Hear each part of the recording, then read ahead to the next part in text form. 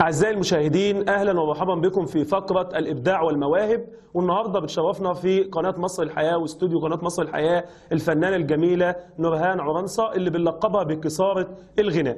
نورهان، في البداية عايزين نسألك، الموهبة بدأت عندك في سن كام؟ في سن 9 سنوات، يعني حوالي 5 سنين. تمام. مين مثلك الأعلى في مجال الغناء يا نورهان؟ شيرين عبد الوهاب طبعا. الفنانة شيرين عبد الوهاب. طب هل في تعارض بيحصل بين ممارستك لموهبتك وبين الدراسة؟ لا، ده هي الموهبة كمان بتبقى حافز على الدراسة وبتشجعني أكتر يعني. طب مين الموسيقار أو الفنان اللي خد بإيدك وكان له دور كبير جدا في مجال توجيهك الفني؟ المايسترو خالد زاهر هو الأب الفني ليا، وطبعا هو أول حد شجعني إني أقف على المسرح وأعطاني ثقة في نفسي أكتر يعني. تمام. طب هتسمعينا إيه النهارده إن شاء الله؟ الحب لعبة العزيزة جدا. عزيزة جدا، اتفضلي يا اسم. بتخاصمني حبة وتصالحني حبة، كل شوية تغضب كده من غير مناسبة.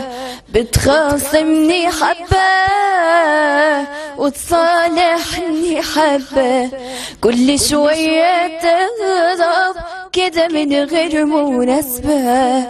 اهدى يا حبيبي اهدى، اهدى يا حبيبي، اهدى يا حبيبي اهدى، اهدى يا حبيبي.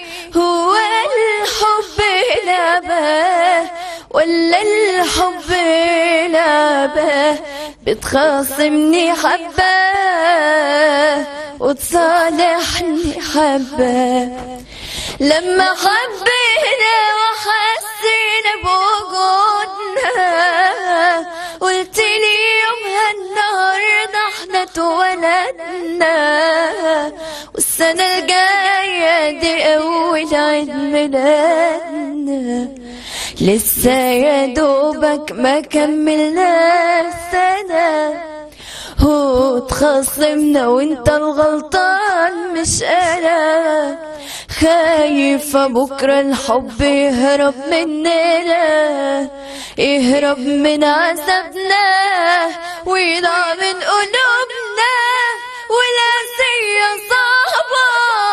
اهدى يا حبيبي اهدى، اهدى يا حبيبي، اهدى يا حبيبي اهدى، اهدى يا حبيبي. هو الحب لعبة ولا الحب لعبة؟ بتخاصمني حبة وتصالحني حبة. جميل يا نورهان جدا. وفي نهاية فقرتنا بنشكر كسارة الغناء نورهان عرنصة على تشريفها لنا النهارده في برنامج عشانك يا مصر قناة مصر الحياة. وفي نهاية برنامجنا بنتمنى نكون أفدناكم وأسعدناكم، فبالحق نعيش وعلى الحق نلتقي، وإلى اللقاء.